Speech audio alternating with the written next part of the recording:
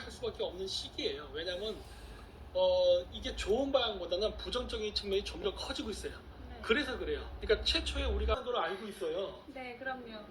그런 것도 있었어요. 여러분 아시죠? 옛날 국익티, 음. 국익 늑대. 네. 여러분 그 지금도 있는지 모르지만은 음. 옛날 때 그거 네이버 쇼핑했지만은 김정민 박사 늑대티라고 해서 나온 거 있었어요. 짝퉁으로 검색해봐요. 지금도 있는지 모르겠어. 내가 들여다봐야 될 게 진짜 많아. 바쁘다. 네이버에 김정민 박사 늑대티. 김정민 박사 늑대티. 이거 아니고 쇼핑에 지금은 없어졌나 보네.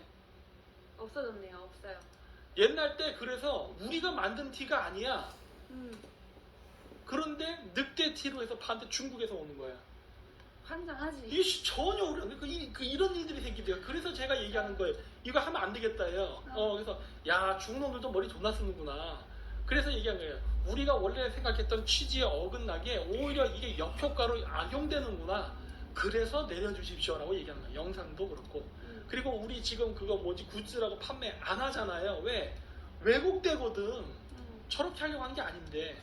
그래서 빼는 거예요. 그러니까 저희가 하는 반중친미 활동을 방해하기 위해서 온갖 놈들이 다 달려듭니다. 상상을 초월해요. 그렇기 때문에 그래서 우리가 이제 이걸 일어나시키려고 하는 거예요. 네. 그 지난번에도 말씀드렸듯이 우리 방송 가지고 돈 벌기 수단으로 썼던 두 번의 제보가 있었어요. 지금 조선족이 하고 있다고. 그런 경우가 부작용의 대표적인 케이스죠. 그리고 오징어 게임도 보세요. 우리나라 만들어 놓고 쟤네는 공짜로 보고 중국 애들이 걔네가 이거 가면이랑 옷 만들어서 팔잖아요. 이런 거예요. 이제 이러한 구조를 부작용이다 보고 있습니다. 우리가 터져나가는 그 블랙리스트 들어간 것도 부작용이고, 우리가 유사시에 다 채널들이 날아갔을 때 우리 응집할 수 있는 그 구도가 안 만들어지고 전부 다 분산돼 있구나라는 것을 알았어요. 그러니까 그 맞아. 지리가 좋은 지적됐어. 이게 뭐냐면 우리가 끊임없이 유랑 다니고 했잖아요. 흩어지고. 그런데 이렇게 분산돼서 사람들이 봐버리잖아요. 나중에 진짜로 핵심인 저희가 터졌을 때는요, 사람들이 우리를 못 찾게 됩니다. 네. 그러면 어떻게 돼요? 지금 우리 쪽에 좀 뿌락지가 들어와 있다고 했잖아. 네. 반중 친미를 하지 않지만 그냥 우리 방송을 그냥 퍼가서 하면서 돈벌이에서 친중행위 하는 놈들이 있다 했잖아요. 이런 놈들이 세를 얻게 되면 나중에 어떻게 되는 거예요? 완전히 우리랑 별개의 엉뚱한 어젠다로 가고 사람도 엉뚱한 데로 가버리게 됐다고. 그 우리 반중친미 어젠다는 사라지는 거예요. 이런 문제가 지금 생기려고 하니까 야 이거 이렇게 되면 안 되겠다 해서 우리가 통합해서 한다고 하고, 우리 목록 카페도 있고 하니까 이쪽으로 와주세요 자꾸 이렇게 하는 이유가, 이걸 통합시켜 놔야 되고 딴소리가 안 나와요. 그럼요. 왜냐? 우리 이름 걸어서 카페, 팬카페 하면서 이상한 거 글 올리는 사람들이 있단 말이야. 우리는 그걸 하지 않는다니까? 근데 제 얼굴, 김정민 이렇게 팬카페 이름 걸어놓고 그런 글들을 막 올리면 제3자가 봤을 때, 김정민 박사가 저거 지지하는구나. 이래버린다니까? 우린 그걸 안 한다고 얘기를 한대도. 근데 문제는 뭐냐? 여러 군데에서 그래버리니까 어떤 사람도 물어봐요. 이건 박사님 진짜 카페입니까? 이런 말을 물어봐. 왜? 너무 많다 보니까 그러는 거예요. 근데 우리 카페에 올라오는 글들 여러분 아시죠? 목록 카페. 그 글과 그쪽 글을 비교해보라고. 달라요. 다르죠. 달라. 근데 사람들은 착각을 하게 된다고. 어떤 시스템 구조 속에서 악덕박덕 싸우는 거고, 걔네들은 멀리서 그걸 지켜보면서 놀고 있지. 이것도 사실 아주 틀린 건 아니잖아. 지금 이 국제 정치가 됐던 경제가 됐던 이거 다 쟤네들이 만들어 놓은 시스템이잖아. 걔네들이 좌지우지하잖아. 어떻게 보면 게임의 주관자들이잖아. 네. 그거 하면서 쟤네들 멀리서 그걸 쳐다보고 즐기고 있잖아요. 네. 솔직히 지금 로스차일드가 얼마나 재밌을까. 지금 중국 황당으로 망하지, 이러면서 막 자살자 속출하지, 이런 걸 보면 얼마나 재밌을까 싶어 나는. 네. 지금 백신과 관련이 있는 것 같지는 않아요. 사실은 개연성은 좀 떨어지고요. 저는 어떻게 보냐면 여기에는 철학이 들어있어요. 사실 인간 사회에서 인간 세상에 있는 철학이 그대로 들어있습니다. 절대선도 절대 악도 없다는 걸 보여주고 있죠. 그렇죠. 빛과 어둠은 인간 내면에 있는 공존하는 그 존재예요. 그림자예요. 이 부분은 부정할 수 없습니다. 절대 선인 사람도 없고 절대 악인 사람도 없어요. 그리고 정의는 매우 상대적이다라는 것을 내포하고 있죠. 그리고 그 적자생존, 그러니까 강한 일본만 살아남는다라는 이런 철학도 들어있죠. 그리고 또 무엇이 있느냐? 공포와 이익입니다. 사람을 조종하기 가장 좋은 것은 공포와 이익. 그 두 가지가 거기에 다 들어있어요. 그리고 이기심, 생존 본. 마찬가지야. 일본 천황가는 정치하는 집단이 아니에요. 상징적인 존재니까. 그렇죠. 그러나 일본 국민 여론에 심대한 영향을 끼쳐요. 따라서 한국 사람들이 일본 천황과 좋은 관계를 유지하면은 일본 국민들도 한국에 대해서 좋은 이미지를 가져갈 수 있어. 만약에 거기서 일본의 그 극우단체 정치인들이 이걸 자꾸 뭐라고 한다 그러면 오히려 그 극우단체들이 인기를 잃어버릴 수 있지. 그치. 너희들 왜 그래? 이럴 수 있단 말이야. 이런 걸 머리를 잘 쓰는 거야. 그래요. 역사책도 얻어내고. 영생 백신 주세요. 오, 나도. 돈 내? 그죠, 돈 내. 돈 많이 벌어야 될 거예요. 안녕하세요. 백신 안 맞고 더 이상 못 버틸 것 같은데 500세까지 살려면 백신 맞고 나무 좋은 영양제나 음식 같은 거 아시는 것 있으면 추천드려요. 추천 부탁드려요. 항상 건강하세요. 네, 항상 건강하세요. 건강하고 행복하시길 바랍니다. 매 순간이. 근데 백신 안 맞아서 저는. 그것도 그렇고 우리는 사실 건강에 대해 그렇게 신경을 많이 안 써요. 먹는 것도 입 가는 대로 먹는 둘 다 그런 타입이라서 추천해드릴 수 있는 게 사실은 없어요. 영양제도 겨우겨우 이거 먹어 해서 이상균도 겨우 먹이고 그 배 도라지 그 집 보내준 게 있어가지고 그거를 냉장고에 계속 넣었다가 기관지 안 좋잖아요. 그게 좀 기침하니까 하나씩 상온에 꺼내둡니다. 오늘 이거 먹어. 이렇게 안 챙겨주면 절대 안 먹어요. 안 먹어네. 엄마가 좋다고 뭐 이렇게 해가지고 준 게 있는데 그냥 그대로 있어. 안 먹어. 안 먹어요? 저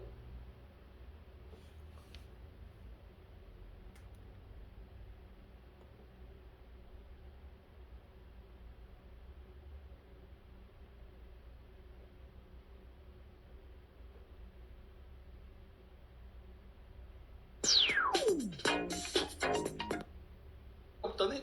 정부 기관 15개를 전부 다 통과하는 그 D&I 있죠? 네. 거기 수장 에이브릴 헤이스 그 여자가 또 5개월 만에 한국에 와가지고 박지원 국정원장을 만난다고 합니다.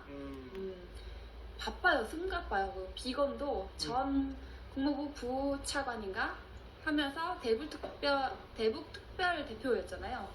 네, 그분도 이제 분위기 얹어요. 지금 문재인 신났어. 그러니까 지금 이제 북한 문제. 이제 북한 문제가 이제 남은 거거든요. 존나 긴밀하게 막 지금 뭔가 하고 있어 지금. 그런 상황에서 그거는 뭐 안 가지고 왔는데 또 한편으로 수상한 뭔가 이제 우리를 너무 띄워주는 음식이 있어서 이것도 한번 가지고 와봤어요. 아 이런 거. 영국이 왜 이렇게 우리 띄워주는 거야? 형님들이 우리 점지한 거는 확실히 맞아요. 영국 의회에서 팬데믹 초기에 한국 전략을 도입 안 해서 참배했대. 야, 지금 말도 안 되는 개구라 뻥 립 서비스인데 뭔가 의도가 있어. 그거 아세요? 우리 우한폐렴 초기 발병했을 때요. 그때가 1월 20일에 중국 여자가 우리나라 최초 확진자였어요. 네, 그때 제가 이거 출입 제한해야 된다. 입국 제한해야 된다. 안 했죠, 그때. 그랬는데 뭐 내가 한 말 누가 듣겠어. 아무도 안 했지. 근데 그 뒤로 우리나라에서 많이 발병이 돼가지고 제한을 초창기에 했던 게 영국이에요. 우리나라 입국을 그러니까 어느 정도 제한을 둔 게 영국이었는데 그때 유아인이 그 버버리 패션쇼에도 못 가고 우리나라 연예인들 그 행사도 참여 못하고 막 그랬었거든요. 그런데 갑자기 이런 말을 한단 말이야? 갑자기? 팬데믹 초기 우리 문제 많았다며. 우리가 판단하기에도 절대 이렇지 않은데 결국에는 K-방역을 얘기를 하고 있었습니다. 이분들이. 그 당시에 중국인 단체 관광이 막 들어오고 했다고요. 기억 안 나세요? 여러분 옛날 때? 막 엄청 많이 들어왔었어? 그치. 그래서 우한폐렴이 지금 나가지고 딴 나라는 다 금지시키고 있는데 왜 한국만 중국 그 관광객을 받아들이냐 비판하고 막 그랬잖아요. 근데 우리가 뭐 좋은 대응을 했다고? 너무 뭔가 이상하죠. 뭔가 있어. 그리고 이거 VO에 있고 잠깐 들어보실게요. 여기 보면 우리 너무 띄워줘. 너무 놀랬어. 세계적인 사전이 최근 한국 대중문화의 국제적 위상을 반영해 이 오빠 등 한국어 단어 26개를 새로 추가했습니다. 6개를 새로 추가했다고 밝혔습니다. 오빠, 대박, 먹방에서부터 K-드라마, 한국식 영어 표현인 스킨십, 파이팅 등 음식과 음악, 전통, 대중문화 용어들이 대거 포함됐습니다. 옥스퍼드 영어사전 측은 우리 모두 한류, 즉 코리안 웨이브의 정점을 달리고 있다면서 이것은 영화, 음악, 패션뿐 아니라 언어에서도 느낄 수 있다고 설명했습니다.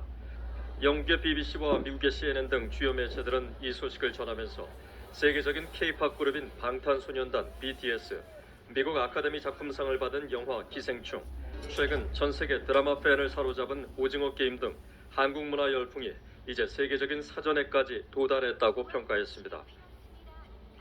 유럽 출신으로 한국어 등 4개 국어를 구사하는 그레그 스칼라투 국가인권위원회 사무총장은 8일 BOA에 옥스퍼드 영어사전의 한류 용어 추가 등재는 개방과 교류가 경제 발전과 영향력으로 이어지는 것이라고 말했습니다.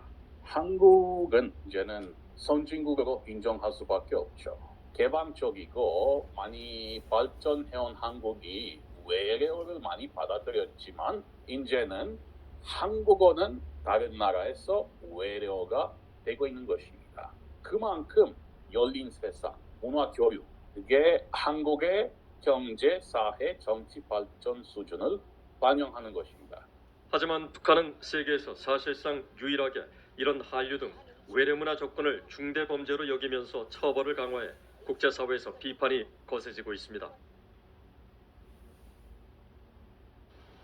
보니까 어때요? 이거 국뽕 채널 저희 가라로 지금 거의 국뽕 차오를 정도로 이 VOA 미국의 소리인데 여기서 이런 방송이 나오더라고요. 되게 의심해봐야죠. 저는 절대로 항상 저렇게 외국인들이 이유 없이 칭찬하지 않는다 봐요. 특히 서양인들은 1 더하기는 2예요. 그치. 굉장히 그러니까 정은 없어. 서양인들은 정이 없어요. 제가 영국 유학 갈 때 그랬잖아요. 나 머리 까만 애들이랑 놀았지 머리 노란 애들이랑 안 놀았다. 왜? 그쵸. 정서가 안 맞아. 이 영어로 대화하는 게 중요한 게 아니라 대화를 해도 영혼이 없는 대화를 하게 돼. 왜냐? 서로 좋아하는 거라든가 정서가 안 맞기 때문에 재미가 없거든. 그래서 스페인, 이탈리아, 터키 이런 애들하고는 놀면 재밌어. 라틴 계열하고. 근데 이 독일, 영국, 스웨덴 이런 애들하고는 놀 수가 없게 되더라고. 토픽도 안 맞아. 겉돌아. 근데 유럽 애들도 그런 것 같더라고. 그래서 그런데 어쨌든 1 더하기는 2입니다. 쟤네들이 저렇게 우리를 칭찬하는 거는 반드시 이유가 있다. 저 수단으로 쓰려고. 마지막에 북한 얘기 나오죠? 중국에도 나오죠? 우리나라 한국어가 외래어가 된다 이 얘기하면 한류 띄워주면서 왜 북한은 저걸 범죄로 하느냐 사실 이런 식으로 해서 너네 개방해라 이거지. 그래서 이 문화적으로 파고들어서 하는 것을 우리가 도구가 되고 있다는 것을 그럼. 인식하면 됩니다. 국뽕 너무 빠지면 안 된다. 조심해야 돼요. 조심해야 돼요. 이러다가 나중에 크게 한번 뚝뚝 떨어져 비행기 타다가. 국뽕에 빠진 사람들이 이 추세로 그냥 가다가 외교라는 건 한국하고 미국이나 영국하고 좋을 때도 있고 나쁠 때도 있거든요. 네. 나쁜 순간이 오잖아요.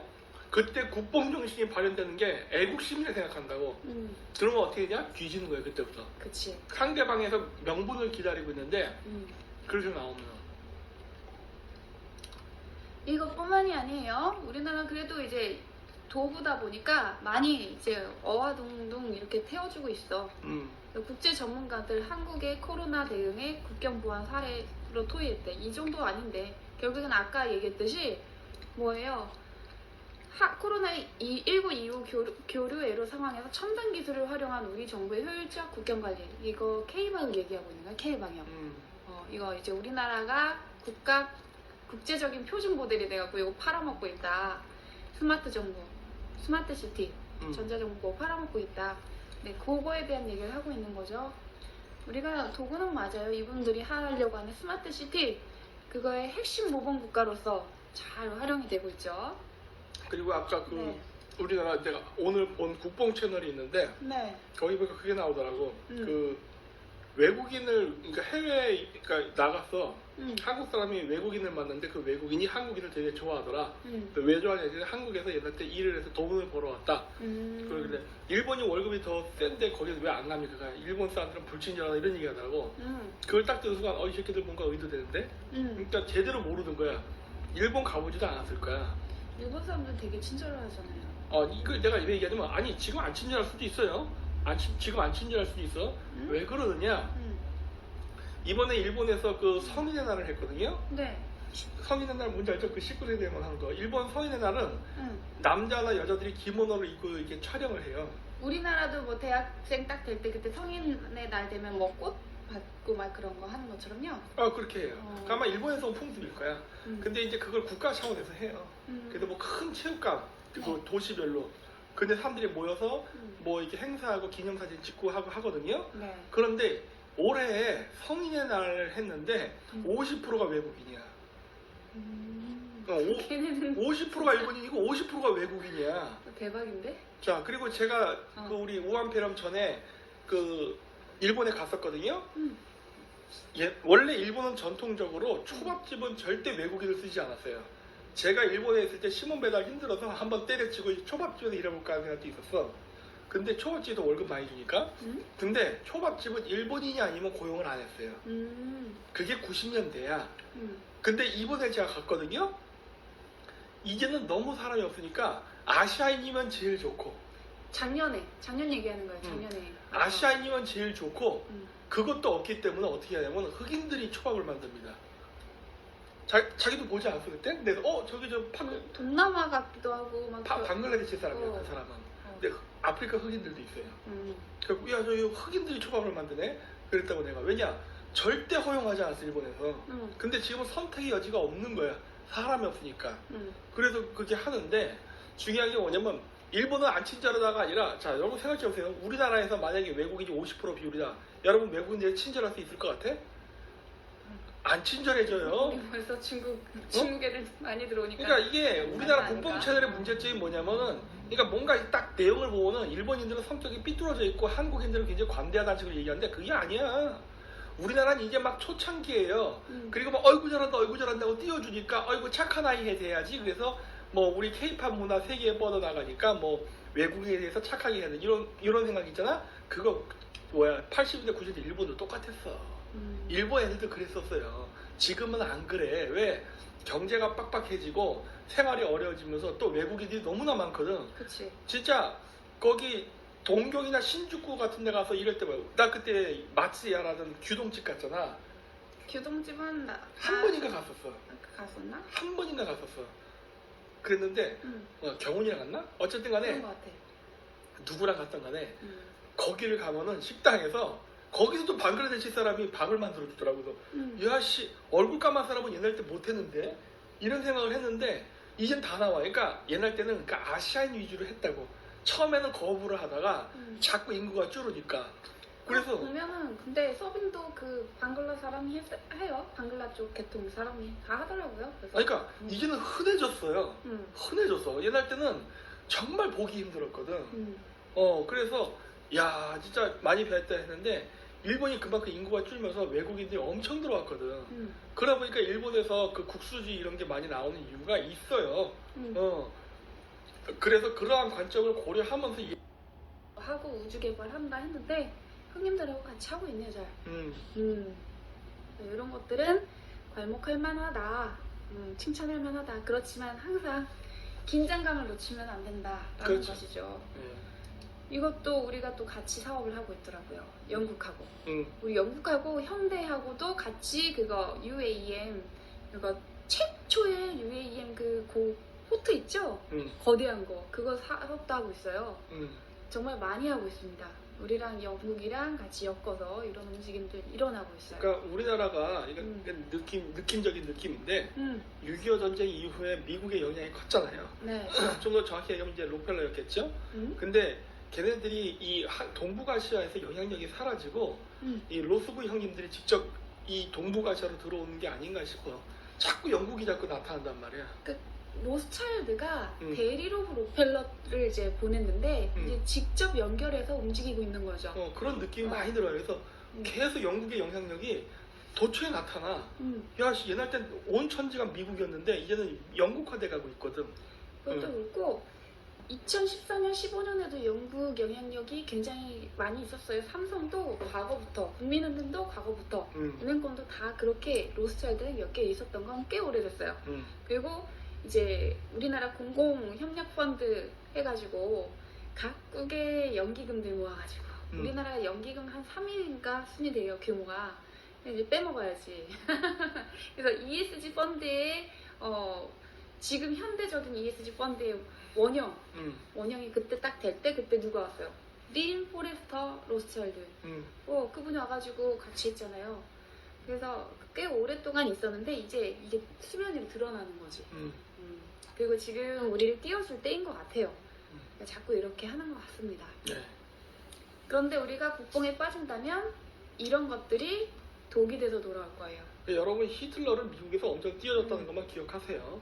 히틀러가 영국이나 미국에 가면 영국 갔을 때도 굉장히 스타였습니다. 그 당시에 영국의 왕세자가 히틀러랑 만나서 한번 악수해보는 건 대단한 영광이라 생각해서 적이 있어요. 네. 옛날 때. 그리고 미국이 엄청 히틀러 띄워주고 그래서 찰리 채플린을 매장시켜버리잖아. 찰리 채플린이 독재자라는 영화를 만들었었어요. 그 히틀러 깐 거거든요. 네. 근데 찰리 채플린도 매장 나간다고.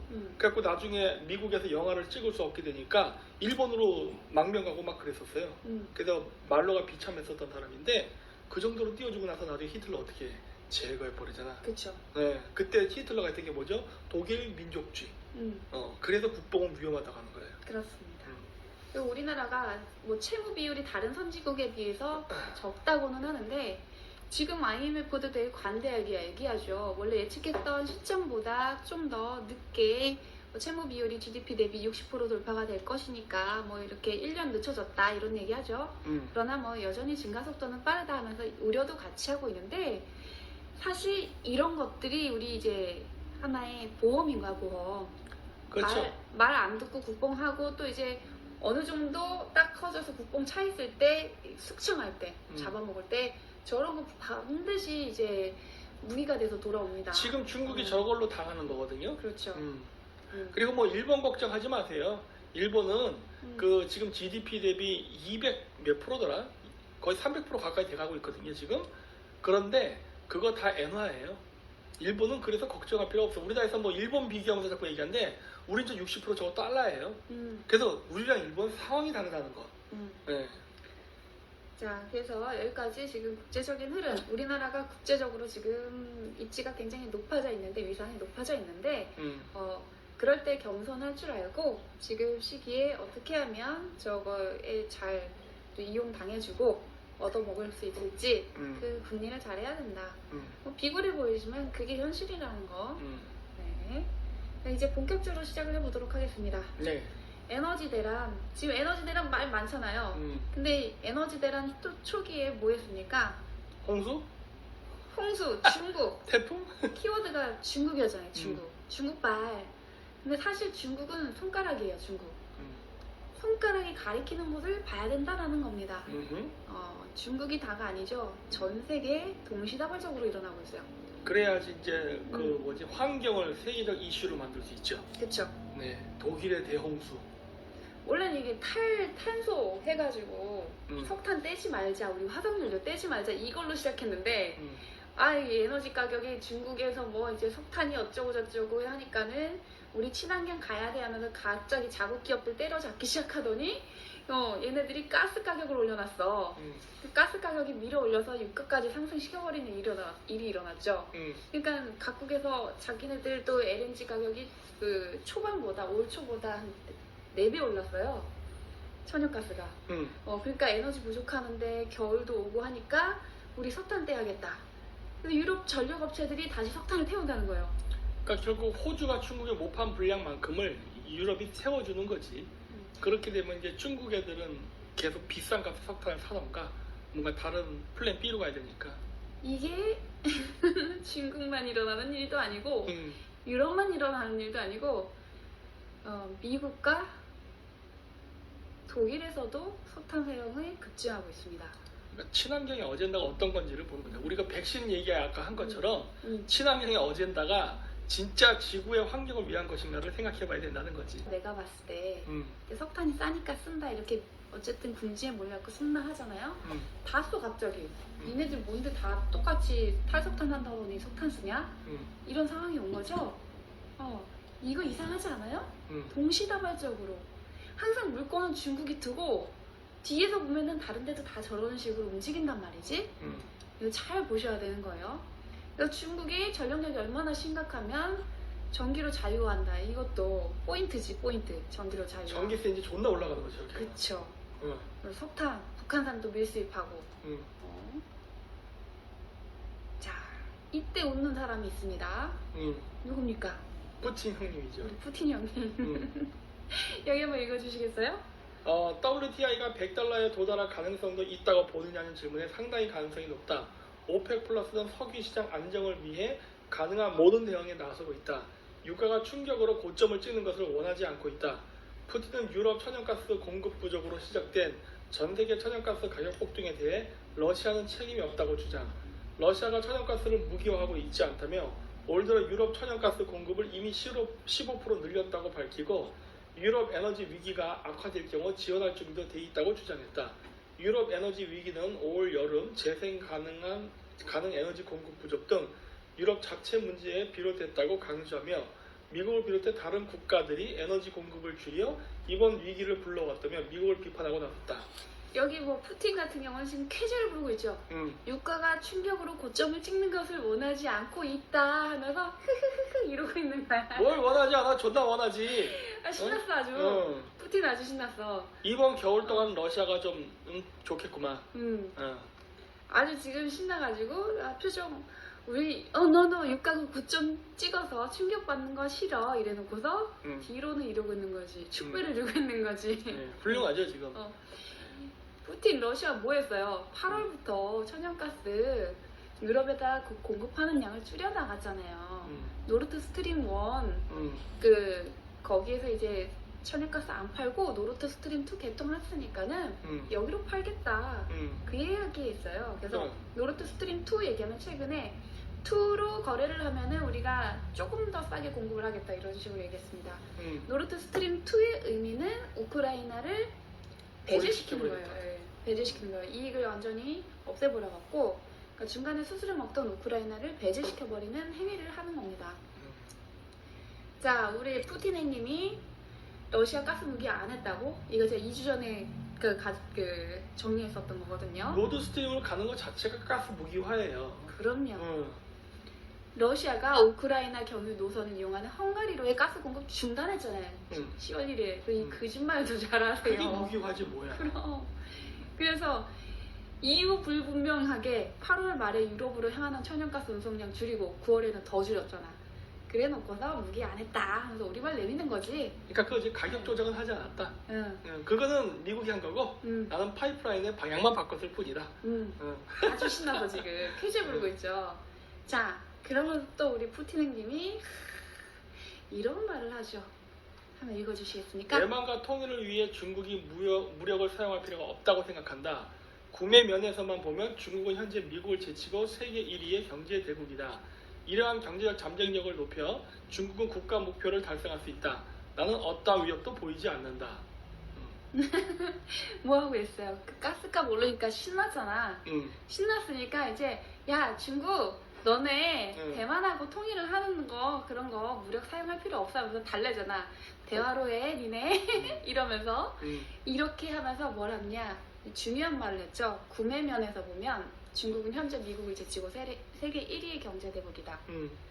이게 이제는 중국이 공급망이 아니라 그냥 소비 시장으로 가는 거죠. 시장으로 전락하고 있다는 것을 얘가 아니라 푸틴이 이야기하고 있는 거죠. 저 말이 뭐 세계 1위 경제 대국이라는데 별로 의미가 없는 말이에요. 그쵸. 여러분 생각해보세요. 18세기에 열강들이 아시아 진출할 때 걔네들이 왜 아시아에 왔어요? 소비 시장으로서 간 거예요. 그럼요. 그래서 우리나라가 물론 조선에서 뻘짓을 했지만 개항을 하지 않았던 이유가 뭐예요? 살 물건이 없다예요. 우리가 필요로 하는 물건이 없어 너희들은.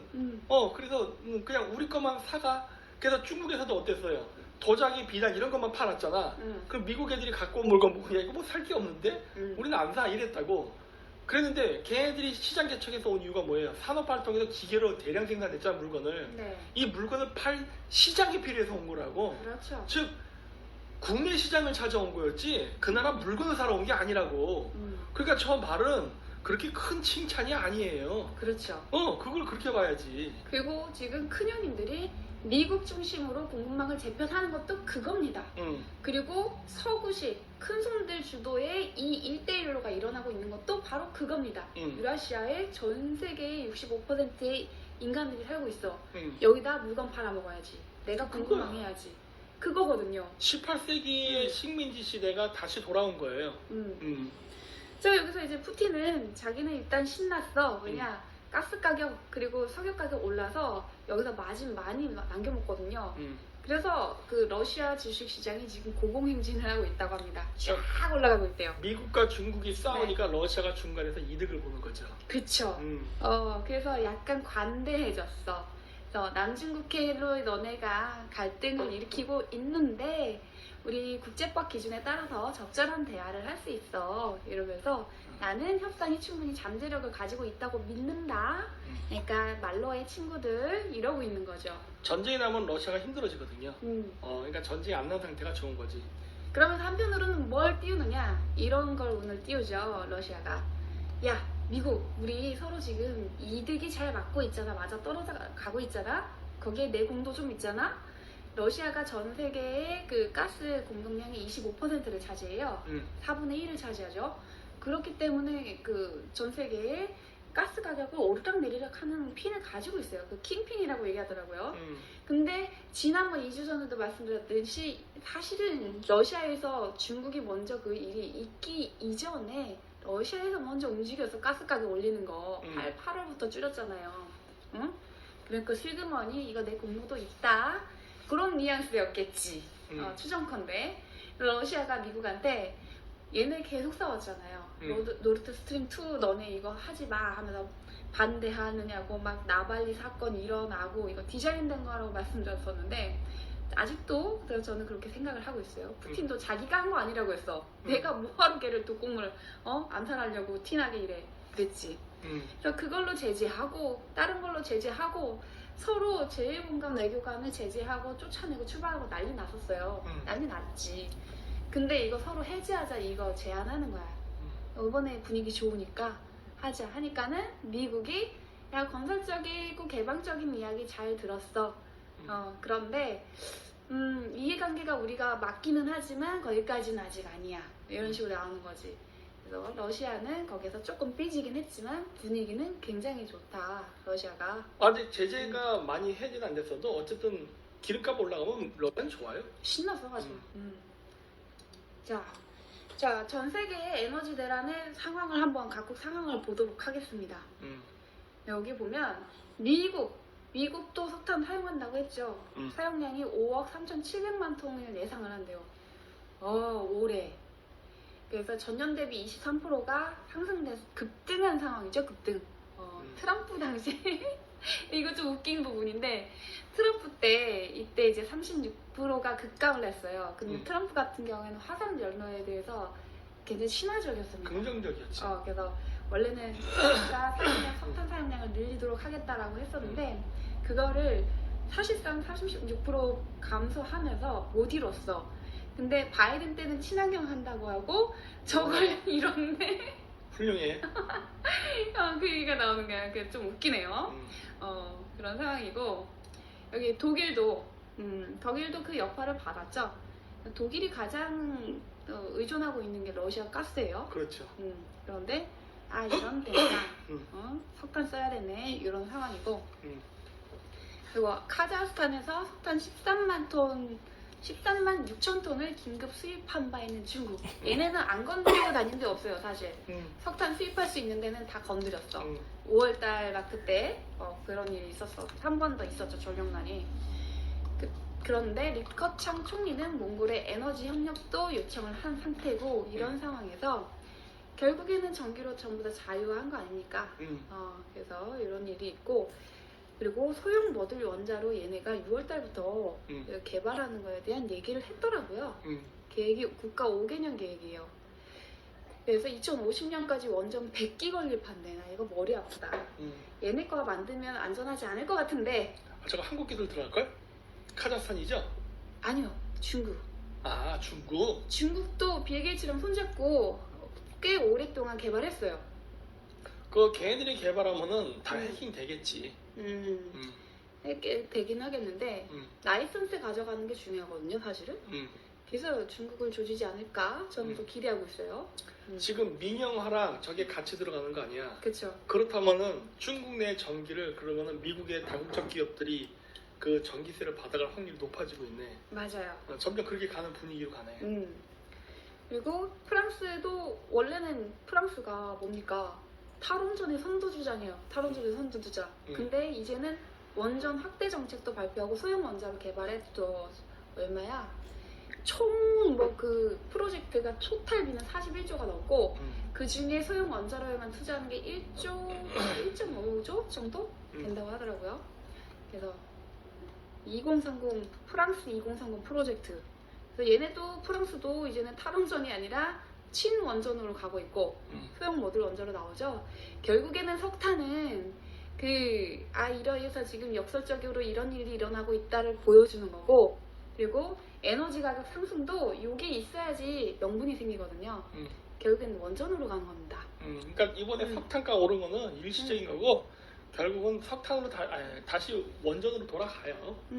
그건 올해 겨울에 그러면 공해 좀 생길래나 결국 또 환경 이슈가 나와야 되거든. 그쵸. 야, 석탄 뗐더니 이거 공기가 장난이 아니다. 이러면서 결국 원전을 해야겠네라는 분위기도 또 나와줘야 되거든. 네. 그러려면 유럽에서도 미친 듯이 이번에 떼서 연기를 품어내지 않을까 싶은데. 맞아요. 석탄이 그래도 많이 가격이 올랐어도 지금 제일 싼 게 석탄이래요. 상대적으로. 그쵸. 상대적인 거죠. 영국도 탈원전 폐기 하고 얘네들 근데 사실 오래전부터 이거 시장조사까지 다 해놨어. 그럼. 롤스로이스 컨소시엄 얘네들 해가지고. 그래서 이거 계획도 발표하고 소형 원전 16기 건설할 계획. 인도 같은 경우는 아직 원전 계획에 대해서는 얘기는 없지만 뭐 석탄 재고 역대 최저다 하면서 이런 것들이 나오고 있고, 일본도 2011년도 후쿠시마 그 사태 이후로 완전히 원전을 중단했다가 야 이거 전기값 너무 오른다 해가지고 아베 때 하나하나 가동을 했어요. 하나하나 가동해서 한 9기 정도 재가동을 한 걸로 알고 있거든요. 근데 이번에 이제 얘네도 소형 원전으로 가야 된다 그 얘기하고 있습니다. 기시다 후미오 같은 경우도 원전 재가동이 매우 중요하다 그 얘기를 하고 있어요. 그러면서 직접적으로 소형 원자로 얘기를 하고 있습니다. 결국은 이거 뭐냐, 5월달 그때 중국발이었잖아요. 그것도 뭐 호주 석탄 그 얘기하면서 중국발로 전력난이 있었고, 비트코인이 환경적인 채굴 하는 게 아니다, 이거 너무 석탄 소요 많이 하는데 하면서 그때 한번 이제 이 명분을 가져갔어요. 소형 원자로. 제가 그 얘기했죠. 이거 소형 원자로다 이렇게 가는 거다. 저기는 단순한 암호화폐 이런 게 아니라 소형 원자로 가기 위한 포석을 까는 거다. 1차 명분 확보 작전. 그리고 이번이 2차 명분 확보 작전이 되는 겁니다. 진짜 머리 잘 쓰죠. 이게 가능한 이유는 세계 경제를 컨트롤할 수 있기 때문에 그런 거야. 맞아요. 예를 들어서 우리나라에서 원자력 발전소를 개발한 다음에 소형 원자로 이거를 세계화 시켜야지 하고 저렇게 할 수 있어? 못해요. 우리는 못해. 그러니까 누군가 거대한 세력이 있다라고밖에 볼 수 없다는 거예요. 맞아요. 안 그러면 이런 건 될 수가 없지. 야. 일사불란하잖아요. 일사불란하잖아. 동시다발적으로는 일사불란하게 쫙 해. 약속이라도 한 듯이. 그러니까 우리가 모르는 그림자 정보가 있다는 거지. 그렇지 않고서 이거 불가능한 거야. 지금 그래도 어느 정도 드러나 있죠. 그 사람들이 누군지. 자, 국제유가의 변수 2주 전에 제가 말씀드렸던 건 이거예요. 그래서 두 가지의 하락 하방 압력과 하나 둘 셋 네 개의 상승 압력, 그리고 한 가지 미결정 사항이 있었는데 그게 이렇게 바뀌었습니다. 세 가지 정도의 하방 압력과 하나 둘 셋 넷 다섯 6개 이상의 상승 압력이 있어요. 떨어질 일이 별로 없을 것이다. 그렇지만 조정은 하면서 천천히 가지 않을까라는 생각합니다. 네. 그 중에 하나는 이제 우리 위드 코로나겠죠.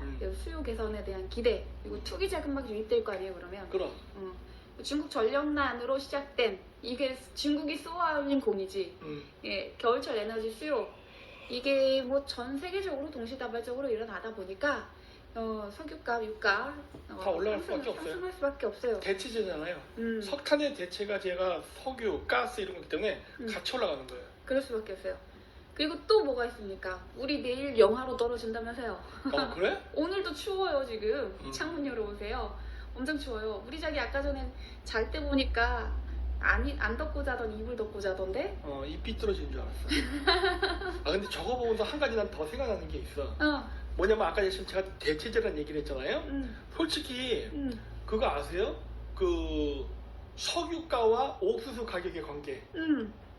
석유 가격이 올라가면요 옥수수 가격이 같이 올라갑니다. 네, 그것도 이제 알코올 뭐 만들어가지고 에너지 쓴다고. 네, 그게 자동차 그 우리 첨가유라고 하는 거 있죠. 네, 자동차 연료를 쓰여요. 네, 쓰이는데 이걸 제가 왜 얘기를 하냐면은 지금 석유값과 석탄값이 급등하잖아요. 이건 물론 수요가 많아졌기 때문이야. 네. 인위적으로 만들어냈지만 어쨌든 그리고 나서 지금 석탄 가격도 올라가죠. 그렇다면은 옥수수도 대체제거든요. 네. 그러면 옥수수 가격이 올라갈 게 너무나 뻔해요. 이거 제가 통계 자료는 안 봤지만 그럴 것 같아. 자, 그렇다면은 어떤 일이 예상되느냐? 아마 내년에 그러면 옥수수 가격이 오르니까 옥수수를 심는 농지 면적이 증가할 수 있습니다. 지금 이제 요 대체제기 때문에 올라가는 부분도 예상을 할 수 있고요. 또 뭐가 있냐면 여기 이제 천연가스 있잖아요. 천연가스가 그 비료를 생산하는 원료예요. 근데 이렇게 되면 천연가스로 비료 만드는 사람들이 단가가 올라가잖아. 그럼 많이 못 만드는 거예요. 결국엔 어떻게 되는 거예요? 올라가는 거예요, 식량 가격이. 그러니까 내가 지금 그 얘기 하려고 하는 거야. 야, 이거 식량 가격이 올라가겠는데? 이런 생각이 좀 드는 거야. 일단 이번은 이렇게 지나가. 왜냐면 이미 벌써 가을이잖아. 그러니까 이번 끝났어. 딱 끝나는데 내년에 옥수수를 많이 심으려고 할 가능성이 있고 이러면은 아프리카에서 기아가 더 심각해질 가능성이 있어요.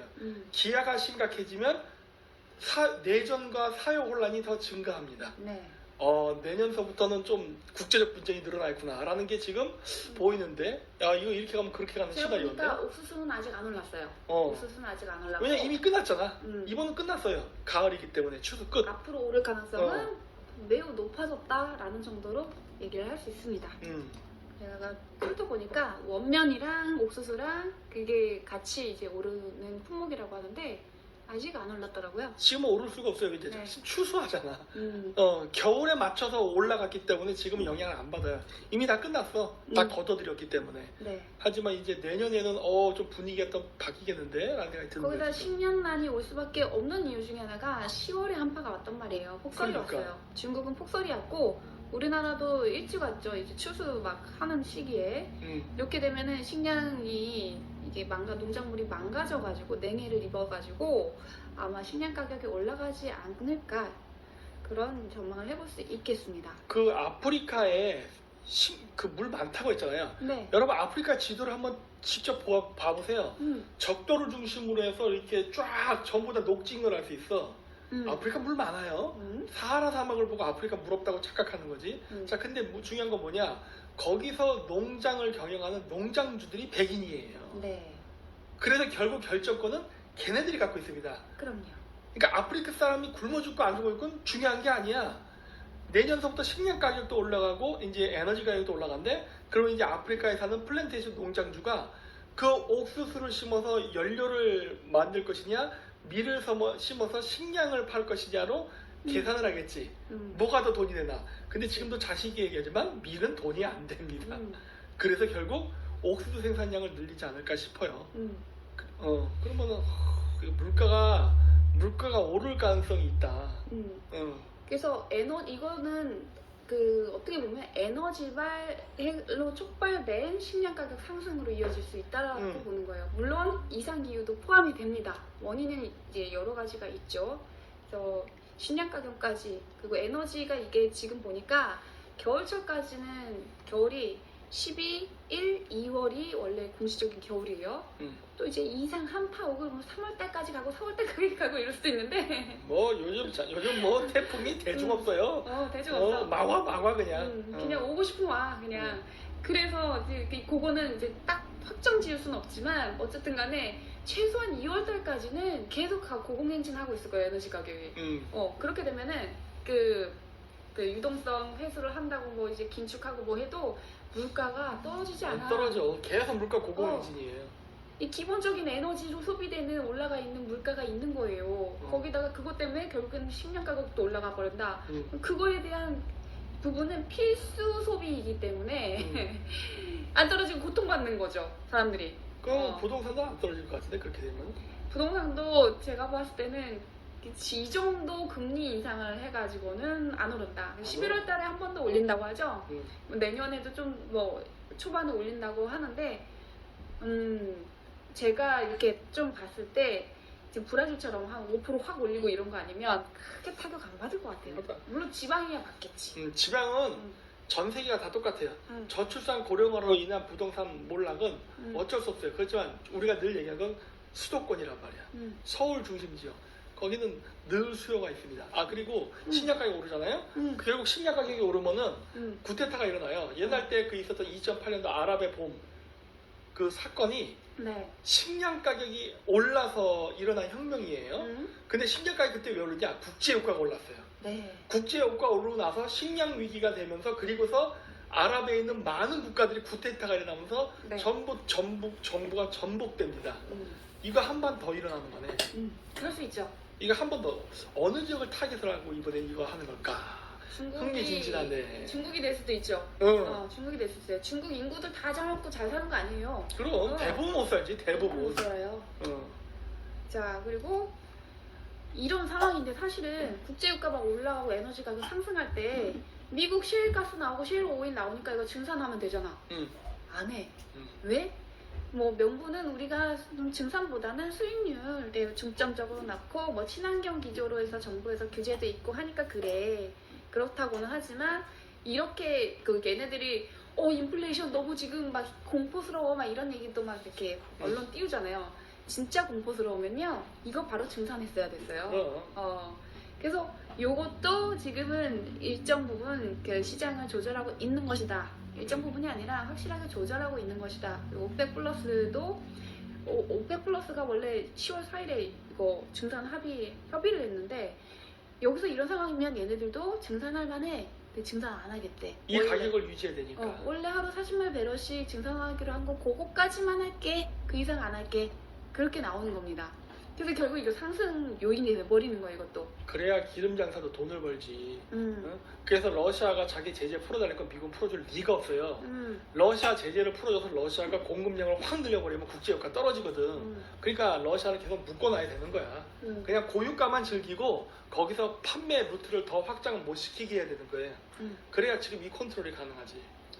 그리고 전 세계의 동시다발적인 기상이변 이거는 진짜 알 수 없죠. 예상이 안 되지. 형님들만 알지. 이건 지구의 그 대환경 변화예요. 그래, 하늘만 안다고 하죠. 하늘만. 그래서 가뭄, 홍수 플러스 건조하니까 화재까지 이렇게 뭐 강풍 불어가지고 전신주가 넘어져서 화재가 나기도 하고 별의별 일이 다 있죠. 그렇게 해서 플러스 급진적인 탄소 제로 정책까지 맞물려가지고 그린 인플레이션이 일어나고 있습니다. 그린 인플레이션이라고 말을 하더라고요. 친환경 정책을 했는데 에너지 가격 상승하고 물가 상승으로 이어진다. 그런 거죠. 유럽 천연가스 연초보다 4배가 올랐다 했죠. 와, 저렇게 올랐어? 네. 이야, 지금 너무한데? 꾸준히 올랐더래요. 꾸준히. 쉬지 않고 올랐어. 비축량은 10년 전에 비해서 가장 낮은 수준이다.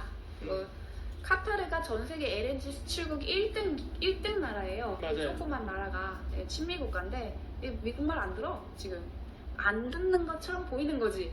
야 너네 증산할래? 그러니까 우리 지금 증산을 하려고 다 이렇게 해놓은 거 요 계획에서 더 이상은 안 돼. 최대한 노력하고 있는 거야. 그 얘기하는 거죠. 카타르 같은 경우는. 그래서 더 이상 생산량을 증대할 수 없다. 그러니까 결국 뭐예요? 상승 요인만 남아있는 거예요. 아무리 러시아가 노르트 스트림 2로 조금 저렴하게 공급할게 라고 얘기하지만 상대적으로 저렴한 거지 저게 절대적으로 저렴한 가격은 아닐 거란 말이에요. 러시아가 국제 유가 물량에 차지하는 비율이 뭐 절대적이진 않잖아. 그쵸. 그러니까 그렇게까지 못하네. 쟤네들도 지금 한철 장사인데. 이번 겨울만 그러고 내년 겨울도 또 몰라요. 근데 이번 겨울은 확실히 돈을 조금 벌겠네. 치얼스 하고 있는 거지. 조금 벌겠네. 신나서 푸틴 형님. 그래서 야야 니네 말로 해 이러면서 요 상황을 즐겨야 되니까. 즐기고 있는 거지. 자, 그린 인플레이션 얘기가 나왔으니까 이 해법이 뭔가 기승전 한번 해보겠습니다. 우리가 친환경 하겠다고 해서 결국에는 에너지 가격이 올라요. 이거 재생에너지 생산 비용이 장난이 아니죠. 그리고 완벽하지도 않아요. 그리고 수급을 조달하기도 힘듭니다. 생산 단가도 비싸고 결국에는 에너지 가격이 이렇게 올라가 버려. 쭉 올라가 버리면 결국에는 원자력 발전으로 가야죠. 그렇죠. 원자력 발전밖에 없는 겁니다. 기승전? 그럼 소형 원자로네. 이게 딱 답이 나오죠. 이렇게. 그리고 또 스마트 시티로 간다는 것 자체가 전기를 쓰는 거기 때문에 그쵸. 도시의 전기 사용량이 더 늘어나는 거 아니에요. 결국 그 전기를 수급하려면은 석탄으로 뗐다간 지구가 개판돼요. 결국 원자력밖에 없는 거야. 그렇죠. 그래서 프랑스도 EU에 있는 10개국이 원자력은 친환경 에너지다. 원전을 지지하겠다. 원래 탈원전하겠다는 국가들 이제 꼬리 내리고 있어요. 그래서 친환경 에너지 분류 체계에 포함돼야 된다고 주장을 하고 있죠. 근데 이거는 사실은 이번에 프랑스랑 유럽만 그러는 게 아니에요. 미국에서 민주당에서 작년에 50년 만에 야 우리 이제 원전 이거 친환경으로 인정하자 해가지고 딱 그때가 그때예요. 자기네들이 그 원전 소형 원자로 우리 기술 가져가고 나서 딱 그러고 나서 8월 달에 미국의 민주당이 50년 만에 우리 원전은 친환경적이다 라고 딱 명시를 해버렸어요. 그러면서 이제 주도권 가져갔으니까 팔아먹어야 되니까 이런 과정들이 생기는 거겠죠. 이렇게 추정하고 있습니다, 형님들. 근데 이거 미국 얘기했고 기시다 일본이죠. 일본 원전 재가동 매우 중요하다. 노력 지속하겠다라고 얘기를 하고 있죠. 그러면서 아키라 일본의 자민당 간사장이 소형 원자로로 원전 재건축하자고 얘기를 하고 있습니다. 결국엔 다 여기로 가는 거네요. 그래서 이 움직임이 지금 일어나는 것이지 그냥 우연하게 일어나는 일은 아니라는 겁니다. 일본은 원전 비율이 굉장히 낮아요. 다른 나라에 비해서. 네. 한 17%가 정도밖에 안 될걸? 그 에너지 가격 상승이 장난이 아니라던데요. 상당히 낮아요. 이번에 전기세 엄청 나올 거예요. 왜? 석탄하고 석유 가격이 올라왔잖아. 그쵸. 차라리 저기 어디더라? 독일인가는 원자력 발전소 좀 많지 않나? 걔네들? 프랑스였나? 프랑스가 원전 종주국이긴 해요. 차라리 그런 데는 그나마 상대적으로 나은 편이지. 일본은 석탄 석유 위주로 지금까지 왔다고요. 그래서 이번에 일본도 굉장히 이번에 전력 이 비용 때문에 일본 사람들 고생할 거야. 고생 많이 해가지고 원전을 지지할 수밖에 열 수밖에 없었다고 하더라고요. 그러니까 엄청 고생했을 거야. 왜냐면은 내가 일본에서 살 때 옛날 때 일본 애들 네. 우리 여기 샤워 여기에서 이렇게 욕조에다가 물 담아놓고 이렇게 하잖아. 네. 원래 사람이 욕조에 들어가는 건 찬물 들어가는 거 아니죠? 뜨거운 물이잖아. 당연하죠. 여러분 몸이 뜨거워지면 어떻게 돼요? 땀이 날 거 아니야. 근데 뭐 그래요. 자기는 거기 들어가기 전에 샤워하고 그러는데 소용없어. 몸을 아무리 닦으면 뭐해 그 안에 들어가니까 땀이 질질질질 나오는데 그리고서 예를 들어서 아빠가 쓰고 나왔잖아요. 그럼 아들이 거기 또 들어가. 더럽게 시장. 근데 일본은 그렇게 해요. 왜? 물값이 비싸서. 그리고 전기도 엄청 까다롭게 이거 다 해요. 왜? 전기세가 비싸서. 비싸서. 근데 이번에 이렇게 되면 더 올라간단 말이에요. 올해. 안 씻고 특히 살아야지. 올해. 일본 애들 또 깔끔하고 엄청 들어요. 왜냐 일본이 깔끔해서라기보다는 기후 때문에 그래요. 습해. 습하니까 안 씻을 수가 없어. 몽골에 가면 어떤 줄 알아요? 한 달 안 씻어도 괜찮아. 건조해서. 건조해서 이렇게 해봐가지고 비듬만 안 나면 그냥 버틸 수 있어요. 그런데 이런 문제거든요. 그러니까 일본 애들이 진짜 이게 원래 평상시에도 물값하고 전기값이 비쌌는데 이번에 올랐잖아. 더 비싸게 낼 거야. 일본도 많이 고통받게 되겠네요. 중국 못지않게. 중국도 그것도 그러니까 막 다 난리야 지금 난리. 그리고 또 이런 일도 최근에 있었잖아요. 5월달 일로 인해서 암호화폐 채굴하는 업체들이 거의 다 많은 양의 그 미국으로 다 이전을 해가지고 결국 암호화폐 주도권을 미국이 가져가게 되고 그렇죠. 제조권 안에 편입을 시키고 하는 과정에서 뭐합니까? 우리 친환경 에너지원 확보해야 된다고 해서 원전 업체랑 협력하고 있어요. 채굴 업체들이. 결국은 이거란 얘기예요. 이때도 얘기했었던 게 뭡니까? 석탄 사용으로 채굴하니까 이거 환경이 안 좋다였잖아요.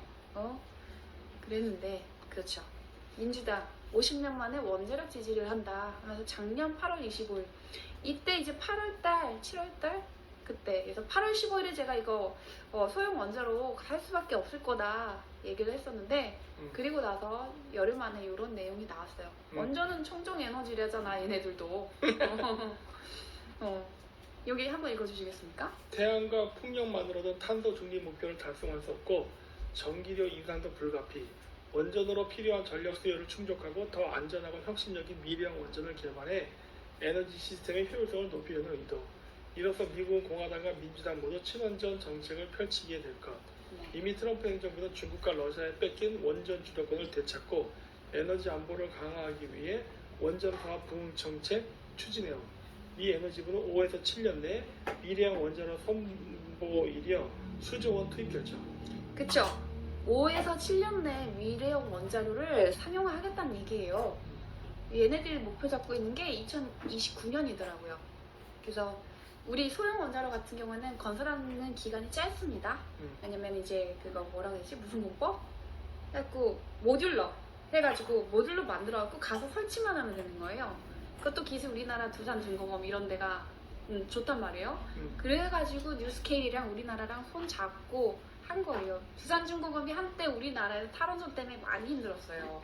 많이 힘들었는데 결국에는 미국이랑 손잡고 이렇게 가는 겁니다. 우리 원전 기술도 넘어가고 요때쯤에 쫙 일사불란하게 일어나더라고요. 모두 공화당과 민주당 모두 자기네 국익에 부합이 하기 때문에 똑같이 원전을 지지하는 쪽으로 가는 거예요. 그리고 이 과정에서 이렇게 전 세계가 고통을 받는 일이 생기는 거지. 그치.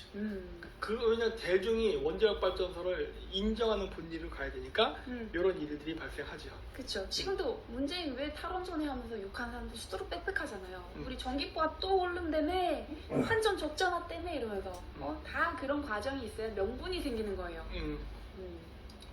그리고 또 이제 일론 머스크 형, 이 형이 현대식 원자력 발전소는 사람들의 생각과 달리 안전하다. 이제 이렇게 홍보하죠. 대중적으로 인지도가 있고 인기가 있는 사람을 통해서 이제 과거에는 원전이 위험하다라고 해서 막 시민단체며 뭐며 나서서 막 그러다가 확 바뀌는 겁니다. 분위기 전환을 하고 있는 거예요. 그래서 매우 극도로 안전한 원자력을 만들 수 있다. 빌 게이츠도 그 말을 했죠. 우리 테라파워 완전 안전함 이러면서 원자력 에너지는 현재의 기술로 충분히 안전하게 관리되고 있다. 사실 이 사람들 말뿐이지 그 소형 원자로도 완전히 안전한지는 검증까지는 안 해봤어요. 실증 사업하는 데가 몇 군데나 돼. 없잖아. 거기에 폐기물에 대해서도 위험성은 존재는 하고 있다고 알고 있어요. 원자력 폐기물을 또 이제 사용을 할 수 있는 원전이기도 하지만 그 미국의 캘리포니아의 전력회사들이 산불 막아야 되기 때문에 전력막을 끊는데 이게 다 탄 거랍니다. 이렇게 2018년도에 단지들이 다 탔구나. 송전탑 여기 이제 뭐 무너지고 뭐 하고 하면서 강풍 때문에 타버렸대. 집을 나무로 만드니까. 이런 거 보면 또 뭔 생각이 나요? 이거 딱 연결되잖아요. 이렇게 집합적으로 있는 게 아니라 소형 원자로 같은 경우에는 분산 전원이 가능해요. 이렇게 300 와트시? 300 맞나? 그때 아닌가? 하여튼 소형으로 해가지고 하기 때문에 분산 전원이 가능하기 때문에 이렇게 집단적으로 피해가 발생하지 않을 수 있다. 그러면 전력도 그렇게 그 전체가 끊기지 않아도 되는 거죠. 그런 것도 연결해 볼 수 있죠. 왜 하필 이때 이런 기사들이 일사불란하게 올라오느냐? 이거는 다 연결이 돼 있다는 겁니다. 그렇죠. 우리 빌 형도 이렇게 올해 2월달이었나? 2월달 맞네. 2월달부터 이렇게 우리 테라파워 좋아요 책까지 내셨잖아. 기후재앙을 피하는 법 해가지고 원전 씁시다 우리 이러면서 홍보 열심히 하는 거죠. 이렇게 이 움직임이 올해 계속 지속되는 거예요. 한 타는 5월달에 중국발, 또 두 타도 지금 10월달에 중국발 이렇게 해가지고 오는 거지. 그래서 한번 봤습니다. 딱 그렇게 있으니까 이때가 제가 언제야? 2월 27일일 거예요. 이렇게 해서 2월 27일에 탄소제로 차세대 원전에서 방송을 했었고, 그리고 5월 15일에 기술은 정치로 완성된다면서 소형 원전 우리나라에서 이거 두산중공업은 굉장히 중요한 역할을 하고 있다라고 얘기를 했었고, 그 다음에 5월 22일에도 해수 담수화까지 이거 원전도 해수 담수화할 때 쓸 수 있습니다. 그럼. 네, 이렇게 해서 방송을 해서 이렇게 올라갔는데 어우 이제 2배도 이상이 됐어 했어. 근데 여기서 들어가신 분들은 본인 반성하셔야 되는 거예요. 근데 어쨌든 좋은 산업을 미래 먹거리 사업을 가지고 있기 때문에 다시 이번에 다른 데는 부진했어도 오른 게 보이죠. 어쩔 수 없어요. 이렇게 가기 때문에. 저 방송을 참고를 하시면 좋겠습니다. 물론 더 방송들 앞에 있는 것들 다 하시면 좋지만 이때 걸 제가 몇 개 가져가 봤어요. PPT.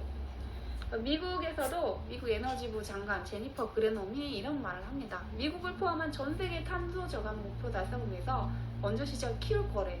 얘는 정부 주도로 하는 거야. 정부 주도로. 그럼. 민간이랑 같이 해서 정부 주도로 하는 거지. 그래서 SMR 소형 원자로죠. 초소형 원전 물을 사용하지 않기 때문에 더 안전하다고 이제 어필을 해요. 폭발이 물 닿았을 때 폭발이 일어나지 않으니까. 유연한 전력 공급, 그리고 해수 담수화, 수소 생산. 이제 수소 경주에 가면은 필수로 이게 또 필요한 겁니다. 그래서 짧은 시간에 건설 가능한 점 이런 것들 들었죠. 이거 2021년도 올해 한국 원자력 연차대회에서 했었던 발언이에요. 이분이. 우리 정부도 상반기에 이 뉴스 나오면서 지원하고 뭐 이런 내용 나와가지고 그랬죠. 탈원전 외치던 정부가 입장 바꿨나, 소형 원전 개발 지원 해가지고 이렇게 나왔습니다. 사실은 갈 수밖에 없어. 지금 이제 정권 이양을 하고 나서 내년에 이양을 하고 나서 이제 확 이제 바뀐 스탠스가 나올 수도 있는데 지금 정권에서 어쩔 수 없어요. 이거는 흐름이야. 주도권만 줬으면 이제 그 다음에는 같이 밀어줘야 되는 겁니다. 그렇죠. 외교부 기후변화대사 유현철이라는 분은 SM을 개발한 정부의 탄소 중립 목표 달성에 도움을 줄 것이다. 이 사람도 그 얘기하잖아. 보는 관점은 같습니다. 한수원 사장 정재훈 이 사람도 우리 2050년까지 탄소 배출 줄여야 하는 과제가 있는데 신재생 에너지만으로는 안 돼. SMR 해답은 신재생 에너지와 원자력의 공존이다. 이분도 이렇게 얘기하죠. 이 내부에서 내부에 관련된 사람이 그 얘기 했었어요. 익명으로. 이거 원래 탈원전 하는 걸로 알고 있지만 사실 내부적으로 돌아가는 건 탈원전이 아닌 것 같다고 했어요. 그때 방송 2월달인가 얘기를 했었거든요. 5월인가 2월인가. 그래서 이 움직임은 우리나라에서도 똑같이 있어요. 그래서 원자력 연구원 박사 이분이 아쉬워하죠. 우리나라 원전이 먼저 출발했는데 소형 원자로가 다른 나라 다 따라잡았다. 왜? 탈원전으로. 근데 그렇게 해서 우리가 상납을 한 거예요. 사실은. 그렇게 안 하면 우리도 먹고 살기 힘들게 됐을 거예요. 사실 전 정권에서 그런 일이 있었죠. 빌 게이츠가 와가지고 우리 같이 하자 했는데 쟤네는 라이센스만 갖고 싶고 빌 게이츠 쪽은 실증 사업하는데 들어가는 돈은 니네가 내라 했어. 우리나라한테. 근데 당연히 이거는 말도 안 되지 이렇게 하면 애들 파토가 났거든요. 그래가지고 탈원전 과정을 겪어서 저쪽이 가져가게 되는 그림이 나와버렸어요. 자, 이분 환경부 장관이네. 이분도 이런 얘기하죠. SMR 개발하는 것은 기존의 원전이랑 달라. 그래서 조 바이든, 빌 게이츠 마이크로소프트 창업자 이 사람들이 필요하다고 한 원전이 바로 소형 모듈 원자로 이거다. 우리가 폐지했다는 기존의 원자력 발전소가 아니에요. 네. 다른 거예요. 기존의 대형 원자로 그거는 여기에 포함되지 않아요. 그거보다 이제 좀 더 많이 나은이라고 표현을 할게요. 안정성도 좀 더 있고 그리고 분산 전원으로 잠수함에도 태울 수 있고 전략적으로 사용할 수 있다는 얘기입니다. 기조변화하면서 이때 이제 송영기, 송트남이 숟가락 얹지 또. 송메리카. 이게 송메리카죠. 송메리카. 맞아, 송메리카야. 송메리카. 이름 잘 지으시네요. 그래서 장면 센스가 있죠. 센스 있어요. 이 송트남이 송메리카 이제. 송메리카. 이제 바뀌어서 박쥐 같은 인물이지. 송메리카가 중국과 러시아가 지배하는 원전 시장에서 한미 간 전략적 협력을 통해서 중로를 견제할 필요가 있다고. 갑자기 태세 보소. 야, 그때는 송시아였는데. 송트남에서 송시아에서. 응? 하여튼 우리는 이제 미국이랑 같이 원전 동맹입니다. 5월 달에 정상회담 하면서 우리 원전 동맹 됐어요. 그리고 2028년이 이인허가 목표라고 합니다. 국회 포럼도 출범했어요. 이거 못 보신 분들 있으니까 한번 훑고 가는 겁니다. 우리나라도 기조가 다르지 않다라는 거. 그리고 이번에 나온 기사 이건. 이게 왜 중요해? 이게 무슨 소형 원자로야 얘기할 수 있어요. 그렇게 보는 분들이 계실 거예요, 분명히. 캐나다 원자력 연구기관하고 우리나라하고 사용핵 연료 기술 협력을 한다. 이거 매우 중요한 겁니다. 우리가 소형 원자로를 가기 위해서 기존의 원전을 폐기해야 돼요. 그 기존의 원전을 폐기하고 사용핵 연료에 대한 처리도 중요합니다. 그렇죠. 핵미사일 만들 수 있으니까. 근데 이 기술을 협력을 한다는 건 우리도 같이 간다는 얘기예요, 사실은. 그렇지. 이 미래 먹거리 산업입니다. 그래서 이건 연결해서 같이 봐야 되는 겁니다. 자, 그리고 이분들이 시장 조사를 해놓은 게 이거예요. 이게 2017년도에 분석한 자료거든요. 이미 앞서가지고 이걸 다 해놓으신 거죠. 시장 분석을 다 영국에서 한 겁니다. 롤스로이스. 다들 아시는 그 롤스로이스 맞아요. 2035년을 전망한 거죠. 가장